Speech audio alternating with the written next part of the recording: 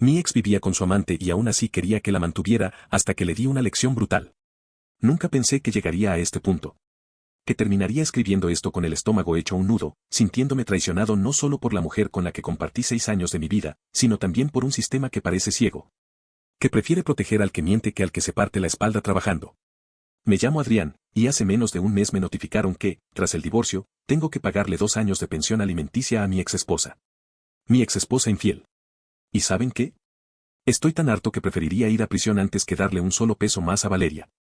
Tanto a ella como al mundo parece no importarles que fue ella quien destruyó lo que teníamos, que fue ella quien me traicionó. Aún así, según las leyes, yo debo proteger su bienestar mientras se reorganiza. ¿Reorganizarse a costa de qué? ¿De quién? ¿Del idiota que dejó en ridículo? Pero antes de que me juzguen por estar tan decidido a no pagarle ni un céntimo, necesito contarles lo que pasó. ¿Cómo llegué hasta aquí? Esto no es una confesión, es un desahogo. Una declaración de alguien que ya no está dispuesto a agachar la cabeza. Conocí a Valeria cuando yo tenía 31 y ella 27. Ella vivía con sus padres, los señores Méndez, que tenían una pequeña tienda de abarrotes.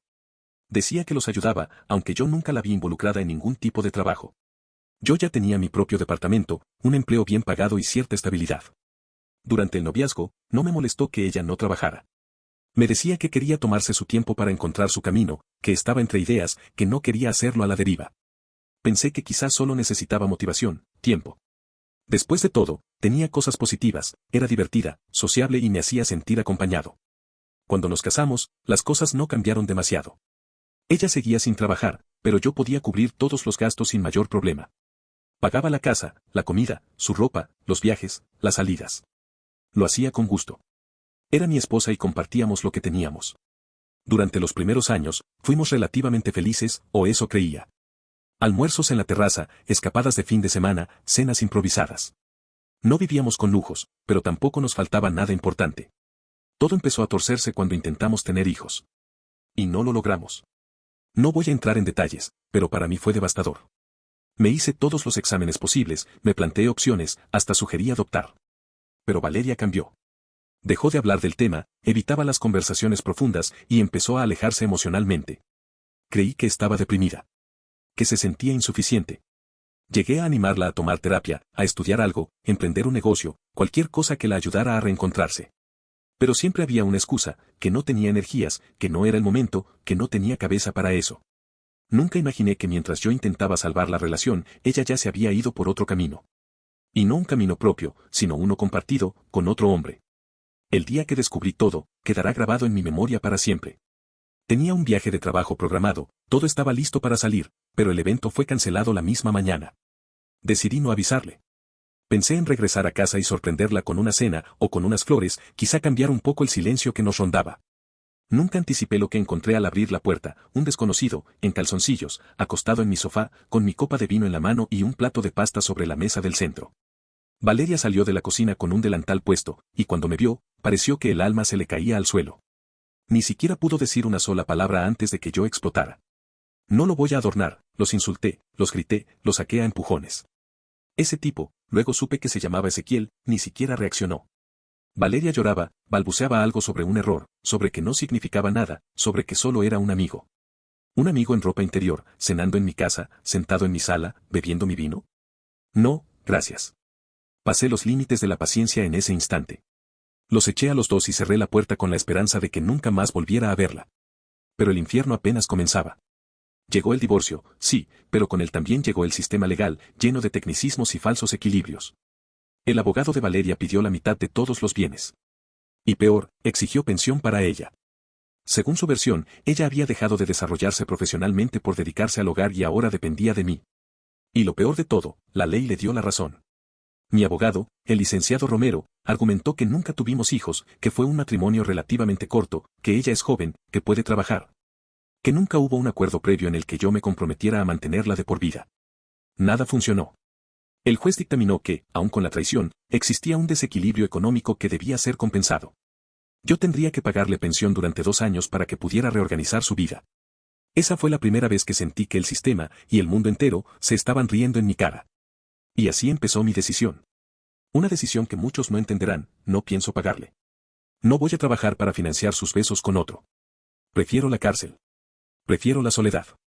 Prefiero perderlo todo a seguir viendo cómo ella gana mientras yo sigo perdiendo. Esta es la parte en la que mi abogado empieza a temer por mi libertad. P. Después de la última audiencia, salí del juzgado con las manos vacías y una rabia que me consumía por dentro. No solo me había quitado parte de mis ahorros, sino que además debía transferirle dinero cada mes a la mujer que había destruido mi matrimonio. A la misma que había metido a su amante en mi casa, mientras yo trabajaba para pagar todo. Mi abogado me sugirió que lo pensara con calma, que tal vez lo mejor era aceptar la situación y pagar lo que se me exigía. Pero no. No podía. Algo dentro de mí se negaba a seguir viviendo como si todo fuera normal. Y así, mientras todos a mi alrededor me pedían que fuera maduro, yo tomé una decisión radical: no pagar. No era por el dinero en sí, sino por lo que representaba. No iba a mantener económicamente a alguien que había jugado conmigo, que se había aprovechado de mi confianza de la forma más baja. Esa misma tarde, llamé a Esteban, mi jefe. Él siempre había sido una persona recta, justa, y nos habíamos ganado mutuamente respeto. Sabía que podía contarle lo que estaba pasando sin que me juzgara. Cuando nos vimos en su oficina, cerré la puerta y le conté todo: la infidelidad, el divorcio, la pensión, mi negativa rotunda a pagarle un peso a Valeria, y lo que eso iba a significar: cárcel. Al principio, creyó que estaba exagerando. Después lo entendió. Estaba decidido. No iba a sostener a Valeria ni un día más. Entonces le pedí ayuda. Necesitaba que me despidiera. Tenía que crear la apariencia de que había perdido todo: trabajo, ingresos, estabilidad. Que estaba en bancarrota.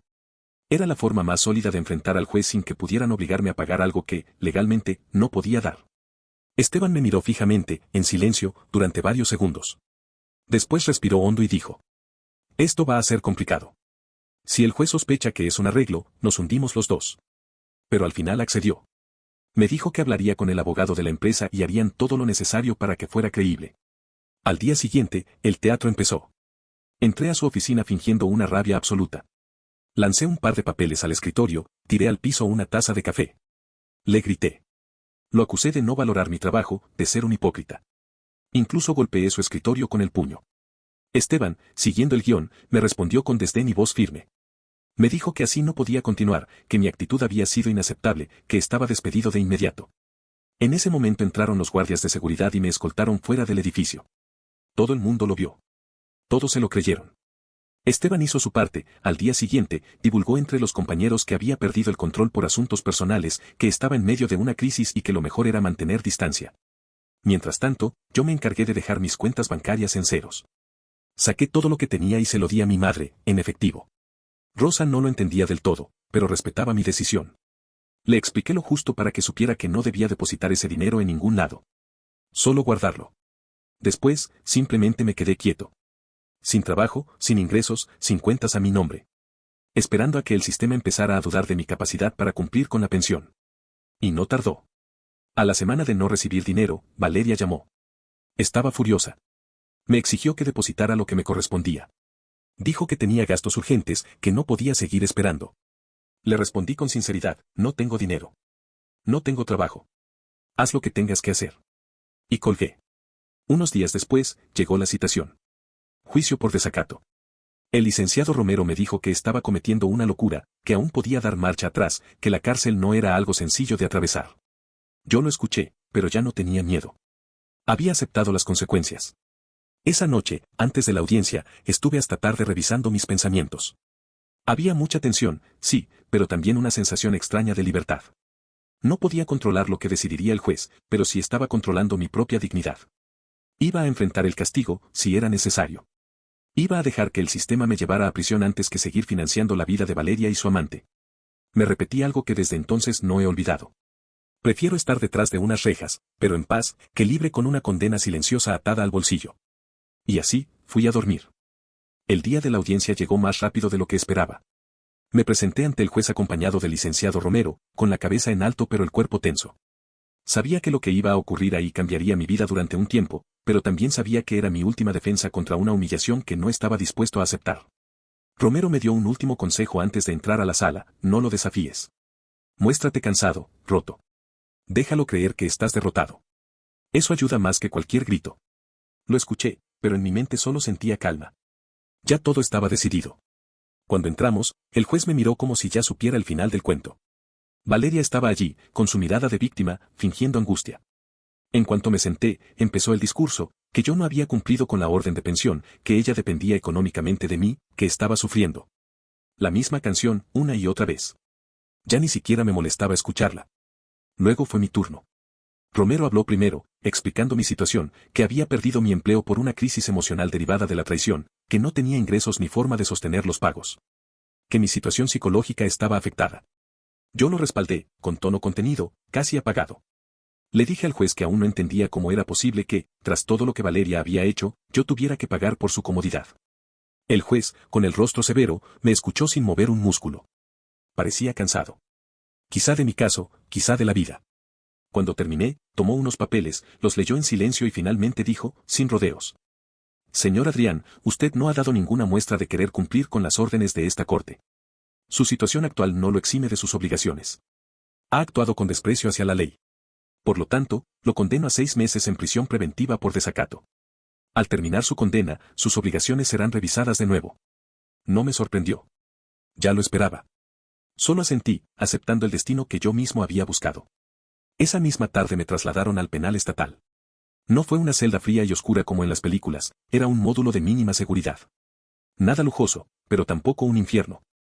Pasillos amplios, rutina estricta, compañeros que, en su mayoría, estaban ahí por situaciones parecidas a la mía, desacatos civiles, pensiones no pagadas, líos familiares. Me acomodé rápido. Siempre he sido alguien que se adapta. Había reglas, horarios, silencio. En un extraño modo, era liberador. Nadie me pedía nada. No tenía que lidiar con llamadas, correos, ni con Valeria. Podía dormir, hacer ejercicio, leer. La biblioteca se convirtió en mi refugio. Descubrí que el penal tenía una de las mejores colecciones del estado. Libros de historia, novelas clásicas, manuales de carpintería, filosofía, hasta enciclopedias médicas. Allí pasaba las tardes, y con el tiempo, ayudé a catalogar los volúmenes viejos. Pero no todo era calma interior. Mi abogado seguía trabajando afuera. La clave para lograr librarme definitivamente de Valeria era demostrar que ella no solo podía rehacer su vida sin mí, sino que ya lo estaba haciendo. Y no pasó mucho tiempo antes de que eso empezara a ser evidente. 3 semanas después de mi ingreso a prisión, Valeria se mudó a casa de Ezequiel, su amante. No soportó vivir de nuevo con sus padres ni una sola semana. Según me contó mi amigo Sergio, que se encargó de seguirle la pista, ella ya vivía ahí como si nada. Lo posteaban en redes sociales, cenas, escapadas de fin de semana, fotos de ella paseando por la ciudad con él, abrazados. Al parecer, pensó que cuando yo saliera de prisión, todo volvería al flujo normal, mi dinero, su comodidad. Sinceramente, no sé si no pensaba en el futuro o si, de verdad, esperaba que siguiera sosteniéndola mientras vivía con otro hombre. Mientras tanto, yo seguía mis días en la cárcel, casi con disciplina monástica. Corría, hacía lagartijas, comía en silencio, dormía sin preocuparme por cuentas o demandas. A veces pensaba en lo irónica que era la vida, sentía más paz entre 4 paredes de concreto que en mi propio hogar cuando aún estaba casado con ella. Los meses pasaron rápido. Mi madre, Rosa, venía a verme cada 2 semanas, siempre con una sonrisa paciente y una bolsa de dulces caseros. Mi hermano Daniel venía de vez en cuando, intentando no hacer preguntas de más. Y el licenciado Romero me visitaba con un solo propósito, afilar nuestra estrategia. A los 6 meses y 3 semanas salí de prisión. Más tranquilo que nunca. Listo para la segunda parte del plan. Lo primero que hice no fue irme a casa, sino pasar por la oficina de Esteban. Me recibió con una sonrisa casi orgullosa. Me entregó un nuevo contrato, con aumento, y me dijo: bienvenido otra vez. Nunca dudé de ti. Con el trabajo asegurado, nos preparamos para volver al juzgado. Ya teníamos todo lo necesario, pruebas de que Valeria vivía en una nueva casa, con un nuevo hombre, en una relación estable y con ingresos compartidos. Era el momento de poner fin a su farsa. Regresar al juzgado después de la prisión fue como volver a una escena que conocía de memoria, pero esta vez con otra postura. Ya no era el hombre derrotado que aceptaba una sentencia con los brazos caídos. Era alguien que había pagado, que había resistido, y que ahora venía a cobrar su parte de justicia. Entré al edificio acompañado del licenciado Romero, quien ya tenía todo preparado. Días antes, habíamos reunido toda la evidencia que demostraba lo que llevaba meses sospechando y esperando que ocurriera: Valeria ya no dependía económicamente de mí. Muy al contrario, estaba viviendo cómodamente con Ezequiel, su amante. Romero encendió su tablet y me mostró la recopilación. Fotografías de Valeria y Ezequiel viviendo juntos en el mismo departamento. Recibos de servicios públicos a nombre de ella en esa misma dirección. Capturas de pantalla de sus paseos juntas en redes sociales, cenas, viajes cortos, selfies en cafés. Incluso teníamos testigos que los habían visto regularmente comportándose como una pareja estable. Ninguno de eso era sucio o invasivo, era exactamente lo que ella había exhibido voluntariamente. Solo era cuestión de usarlo en un tribunal. Cuando llegó nuestro turno ante el juez, Valeria también estaba presente. Ya no vestía de víctima. Lucía cansada. Tensa. Probablemente sin imaginar lo que estaba a punto de pasar. Romero habló con firmeza pero sin agresividad. Señoría, en virtud de la situación actual de la señora Valeria Méndez, quien desde hace meses vive en pareja con el señor Ezequiel Herrera, solicitamos que se considere disuelta la obligación de pensión que pesa sobre mi representado, el señor Adrián Gómez. El juez revisó los documentos, hojeó las fotos que Romero deslizó sobre la mesa y observó detenidamente nuestras pruebas digitales. Se tomó unos segundos, y luego habló. La señora Méndez parece estar conviviendo en un núcleo económico distinto al que se le asignó esta pensión. Como claramente no depende del señor Gómez para satisfacer sus necesidades básicas, se cancela la obligación alimentaria. Y añadió, con una mirada cansada, pero firme. Señora, usted no es una menor de edad ni una persona discapacitada. No puede continuar exigiendo que el sistema opere en su exclusivo beneficio. Lo que necesita ahora es trabajar. Valeria no respondió. No hubo lágrimas, ningún alegato. Solo quedó con la boca ligeramente abierta, como si hubiera recibido una cachetada invisible. Yo, en cambio, sentí un alivio profundo. Esa mezcla de victoria y cierre que había deseado durante tanto tiempo. Me ordenaron pagar algunos costos administrativos del proceso. Me dio igual. Lo importante ya estaba hecho. Salimos de ahí y el aire parecía más ligero. Llamé a mi jefe, Esteban, para decirle que todo había salido bien. Podía volver a trabajar sin problemas. Volver a empezar de verdad, ahora sí, sin sombras. Por fin, había terminado. O al menos eso creí. Un mes después, mientras veía una serie en el sofá, alguien golpeó a la puerta. No esperaba a nadie. Cuando abrí, me encontré con Valeria, parada en el umbral, con un pequeño bolso al hombro. Llorosa. Descompuesta. Deshecha. No dijo hola. No dijo podemos hablar. Solo se quedó ahí, como si esperara que le abriera el camino. Yo reaccioné rápido. Ni siquiera le di oportunidad de hablar. Valeria, no estoy interesado. Buenas noches, y cerré la puerta. Ella golpeó de nuevo, y la abrí un instante, solo para rematar. No soy religioso, así que no me interesa que me hables del reencuentro, ni del destino, ni de lo que se supone que aprendiste. Que te vaya bien. Y volví a cerrar. Durante media hora siguió allí, hablando sola, diciendo que lo sentía, que necesitaba ayuda, que había cometido un error, que Ezequiel la había echado cuando se enteró que no iba a recibir más dinero de mí. La escuché desde el sofá, mientras subía el volumen de la serie. No sentí lástima. Ni rabia. Solo una calma absoluta. Esa que llega cuando por fin terminas un ciclo. Una hora después ya no estaba ahí. Días después, recibí una nueva notificación judicial, Valeria intentaba otra demanda. No entendía cómo seguía creyendo que podía usar el sistema como un arma. En la audiencia, el juez la escuchó por cortesía, pero esta vez no tuvo paciencia. Llamó a su petición ridícula y además de rechazarla, la multó con 3,000 pesos por mal uso del sistema judicial. Salió del juzgado cabizbaja, sin atreverse a cruzar mi mirada. Hoy, que escribo esto, hace casi 8 meses desde que recuperé mi vida. Volví a mi rutina, volví a trabajar, volví a dormir sin pesar. Ya no tengo la sombra de alguien drenando mi energía y mi bolsillo. ¿Sé qué pasó con Valeria?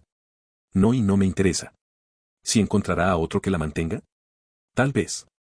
¿Si algún día entenderá que puede valerse por sí misma? Lo dudo. Pero eso ya no es mi problema. Lo que importa es que hoy soy libre. Y esa libertad se siente mejor que cualquier victoria. Han pasado casi 9 meses desde que me senté frente a este teclado por primera vez para desahogarme por todo lo que estaba ocurriendo. Hoy, lo que antes fue un relato cargado de rabia, decepción y frustración, se ha transformado en algo mucho más simple, un cierre. Un punto final necesario. Podría decir que todo lo que viví fue injusto. Que el sistema está mal diseñado. Que Valeria fue una mala elección. Que el mundo favorece al que miente, manipula y se victimiza. Y en parte es cierto. Pero también descubrí cosas que de otro modo nunca habría conocido sobre mí. Descubrí que puedo resistir más de lo que creo. Que puedo perderlo todo, mi casa en paz, mi dignidad, mi libertad, y aún así no perderme a mí mismo. Me di cuenta de que la libertad no siempre depende de paredes o barrotes, sino de decisiones. De saber decir basta. De trazar límites. De no negociar tu propia dignidad, aunque el mundo te llame terco o loco. También hay una verdad incómoda que aprendí, no todas las personas se enamoran de nosotros. Algunas, simplemente, se acomodan en la comodidad que les damos. Y cuando se acaba el beneficio, se van, o peor, intentan que no se acabe nunca. Valeria no me amó. Pero ahora sé que tampoco se amaba a sí misma. Que confundió ser cuidada con ser valiosa. Que creyó que alguien más debía hacerse cargo de su vida. Y cuanto más lo pienso, menos rencor siento. No porque me interese perdonarla, sino porque ya no tiene ningún lugar dentro de mí. Hoy, soy alguien distinto. No mejor ni peor. Simplemente alguien que entendió que el valor personal no viene de quien te abraza o quien te hiere, sino de cómo decides levantarte después de ser usado, traicionado o arrojado al fondo. Seguí adelante. Volví a trabajar. Recuperé amistades que había descuidado. Empecé a cuidar mi cuerpo, a leer por gusto, a cocinar sin esperar a nadie. Hoy vivo solo, pero no me siento solo. Hoy no tengo pareja, pero no me siento incompleto. Hoy ya no vivo con la sombra de lo que hice mal, ni con la obsesión de lo que habría podido evitar. Nunca pensé que terminar en prisión, aunque fuera en un mínimo de seguridad, terminaría dándome paz. Pero la ironía de la vida es así, a veces la verdadera libertad se encuentra en lugares inesperados. Entre rutina y silencio. Sin teléfonos, sin demandas, sin reproches. Y quizá lo más importante de todo, hoy sé que nunca volveré a entregar mi paz a cambio de compañía. Hoy sé decir no. Hoy sé cerrar puertas sin miedo a quien se quede atrás. No sé qué será de mí en 5 años. Nadie lo sabe. Pero sé algo, no me arrepiento. No de haberme casado, no de haber confiado, no de haber enfrentado la cárcel para defender mi dignidad. Porque cada cosa me llevó hasta aquí. Y aquí, por primera vez en mucho tiempo, estoy bien. Libre. Completo. En paz. No olvides dejar tu opinión en los comentarios, dejar tu like y compartir este video.